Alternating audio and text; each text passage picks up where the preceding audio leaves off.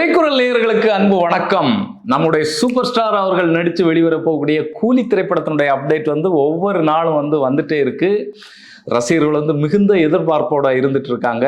அந்த திரைப்படத்தினுடைய புதிய அப்டேட்டுகள் என்ன அப்படிங்கறதான் நம்ம இந்த வீடியோல பார்க்க போறோம். வாங்க வீடியோக்குள்ள போலாம்.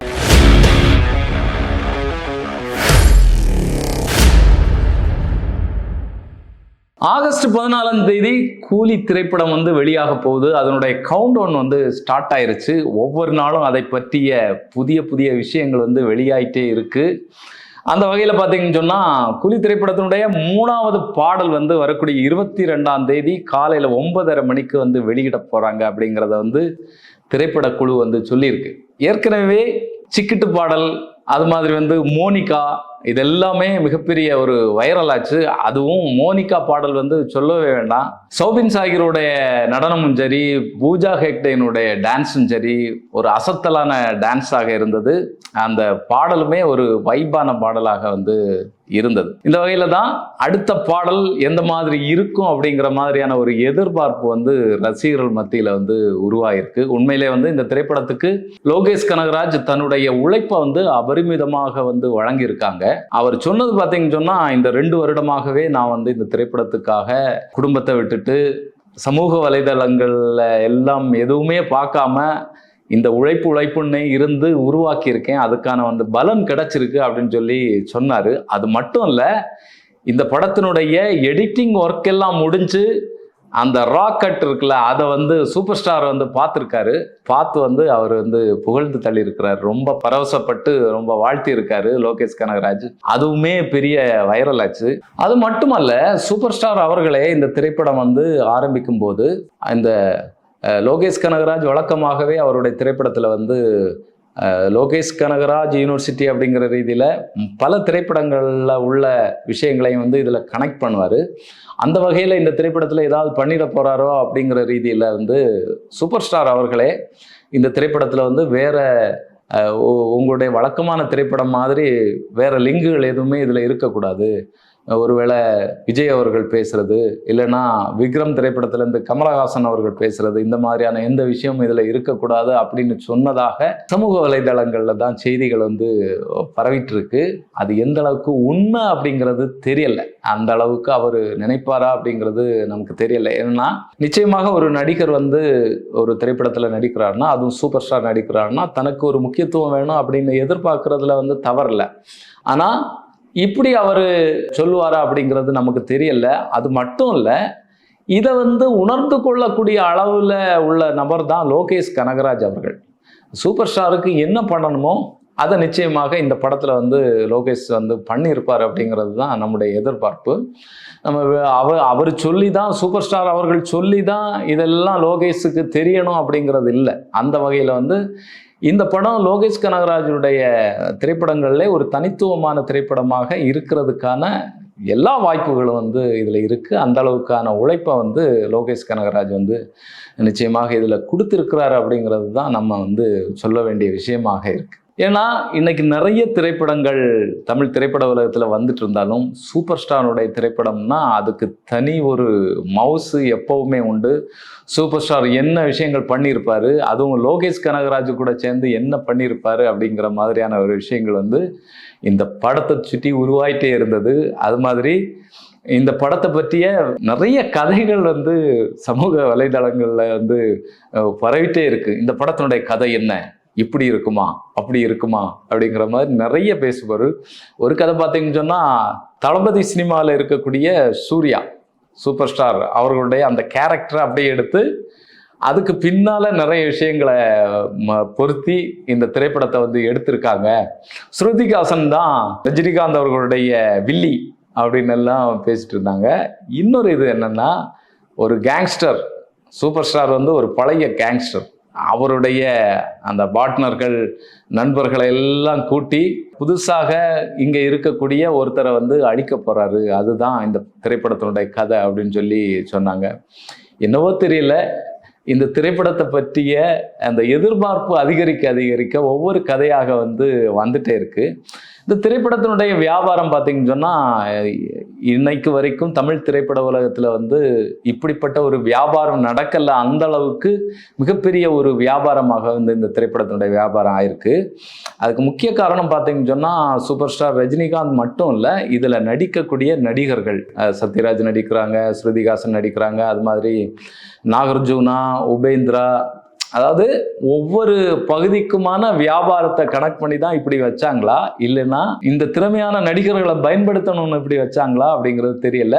நிச்சயமாக வந்து இதுல ஒரு வியாபார நோக்கம் இருக்கும். அப்படிதான் இதுல வந்து அமீர் கான் வந்து உள்ள வந்திருக்கிறாரு. இப்ப இப்படிப்பட்ட நபர்கள் எல்லாம், நடிகர்கள் எல்லாம் உள்ளால வரும்போதே அதனுடைய அந்த திரைப்படத்தை பற்றிய ஒரு பார்வையே வேறு விதமாக மாறுது. அதனாலதான் வந்து இப்ப உலக அளவுல 100 நாடுகளுக்கு மேற்பட்ட நாடுகளில் வந்து இதை வந்து திரையிட போகிறாங்க அப்படிங்கிற தகவல்கள் வந்திருக்கு. அது மட்டும் இல்லை, இப்போவே இந்த திரைப்படம் கிட்டத்தட்ட ஒரு 600 கோடி ரூபாய்க்கு மேலே வியாபாரம் ஆயிருச்சு அப்படின்னு சொல்லி சொல்கிறாங்க. இந்த ஹைப் எல்லாம் பார்த்தீங்கன்னு சொன்னால் ஒரு விதமான அச்சத்தை கூட லோகேஷ் கனகராஜுக்கு ஏற்படுத்தி இருக்கும் போல் இருக்கு. அதனால தான் வந்து லோகேஷ் கனகராஜ் வந்து போதுமப்பா, இதுக்கு மேலே இந்த திரைப்படத்தை பற்றி நிறைய விஷயங்கள் பேச வேண்டாம் அப்படிங்கிறத வந்து சொல்லியிருக்கார் போல் இருக்கு.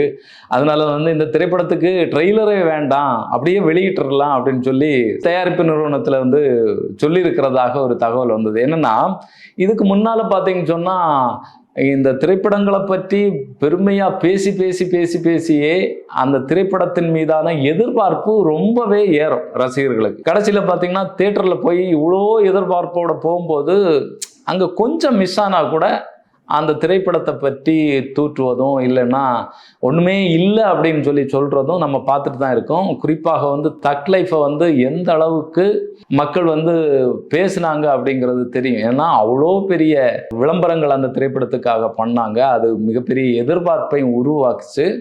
ஆனால் நம்ம போய் பார்க்கும்போது அதில் அப்படி ஒன்றும் இல்லை அப்படிங்கிறதுனால அந்த ஏமாற்றத்தினுடைய அடிப்படையில் வந்து அந்த திரைப்படத்தை வந்து மிக மோசமாக விமர்சனம் வந்து பண்ணாங்க. அது மாதிரி ஒரு நிலை வந்து இந்த திரைப்படத்துக்கு வந்துருமோ அப்படின்னு சொல்லி ஒரு பார்வையிலேருந்து தான் வந்து லோகேஷ் கனகராஜ் இதை வந்து பேசியிருக்கிறாரு. அப்படி ஒன்றும் மோசமாக இருக்காது அப்படின்னு தான் நமக்கு வரக்கூடிய தகவல்கள்லாம் சொல்லிட்டே இருக்கு.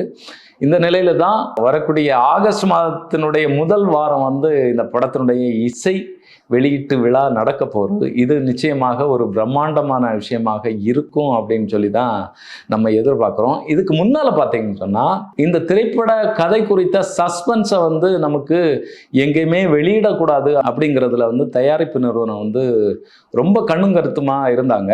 இடையில பார்த்தீங்கன்னு சொன்னால் நம்முடைய நாகார்ஜுனா அவர்களுக்கு சன் பிக்சர்ஸ்லேருந்தே ஃபோன் பண்ணி, நீங்க தயவு செஞ்சு இந்த திரைப்படம் சார்ந்து பேசும்போது மேலோட்டமா மட்டும் பேசிக்கங்க, உள்ளார்ந்த விஷயங்களை எதுவுமே பேச வேண்டாம்.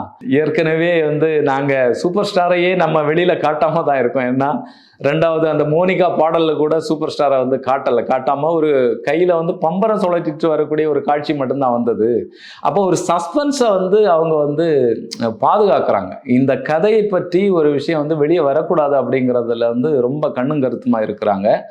அப்போதான் அது அந்த திரைப்படம் சார்ந்து ஒரு எதிர்பார்ப்பு இருக்கும் அப்படிங்கிறதுல வந்து அவங்க இதை செய்திருக்கலாம். ஆனா இந்த திரைப்படம் பற்றிய எதிர்பார்ப்பு வந்து ரசிகர்கள் மத்தியில ஆஹா ஓஹோன்னு வந்து ஆயிட்டு இருக்கு அப்படிங்கிறது தான் நம்ம சொல்ல முடியும். அந்த வகையில் பார்த்தீங்கன்னு சொன்னா ஏற்கனவே சொன்ன மாதிரி இசை வெளியீட்டு விழா மிக பிரம்மாண்டமாக இருக்கும் போல் இருக்கு. ஏன்னா சூப்பர் ஸ்டார் ரஜினிகாந்த் அவர்கள் திரைப்படத்துறைக்கு வந்து 50வது வருஷம். அப்போ அந்த 50வது வருஷத்துல அவர் என்னென்ன பேச போறாரு, என்ன அரசியல் விஷயம் பேச போறாரு, திரைப்படம் சார்ந்து என்ன பேச போறாரு, தன்னுடைய வாழ்க்கை சார்ந்து என்ன பேச போறாரு, இந்த இவ்வளோ கடந்து வந்த பாதைகளை பற்றி என்ன பேச போறாரு அப்படிங்கிற ஒரு மிகப்பெரிய எதிர்பார்ப்பு வந்து நிச்சயமாக உருவாகியிருக்கு. ஏன்னா அவருடைய வெற்றி வந்து சாதாரண வெற்றி இல்லை. தமிழ் திரைப்பட உலகத்தில் வந்து இப்படி வந்து ஒருத்தர் இவ்வளவு காலமும் நீடிச்சு பல்வேறு வெற்றி படங்களை, அதிகமான வெற்றி படங்களை வந்து கொடுத்துட்டு இருக்கிறாருன்னா அவர் சொன்ன மாதிரி தான்.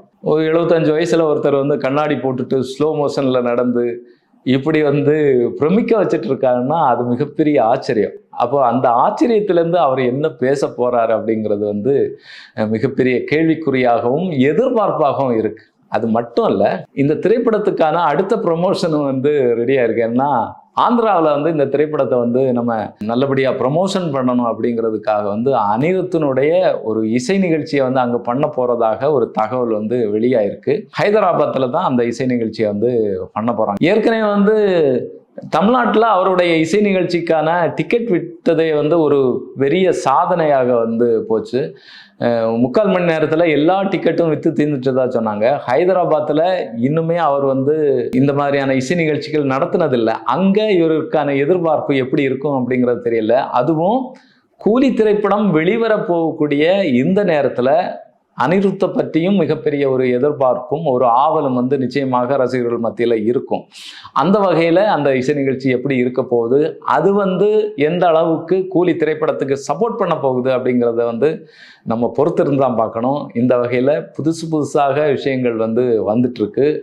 இன்னுமே ஒரு 26-27 நாட்கள் தான் வந்து இந்த திரைப்படம் வெளிவரதுக்கு இருக்கு.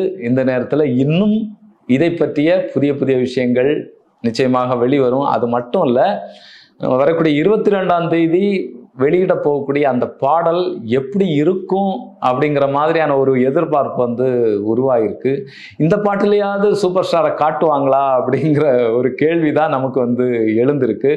நிச்சயமாக இது ஒரு நல்ல திரைப்படமாக இருக்கும். இதை பற்றிய எதிர்பார்ப்பு எகிரி அடிச்சுட்டே இருக்கு. நாமும் ரொம்ப அதிகமாகவே இந்த திரைப்படம் சார்ந்த விஷயங்களை வந்து எதிர்பார்த்துட்டே இருக்கோம்.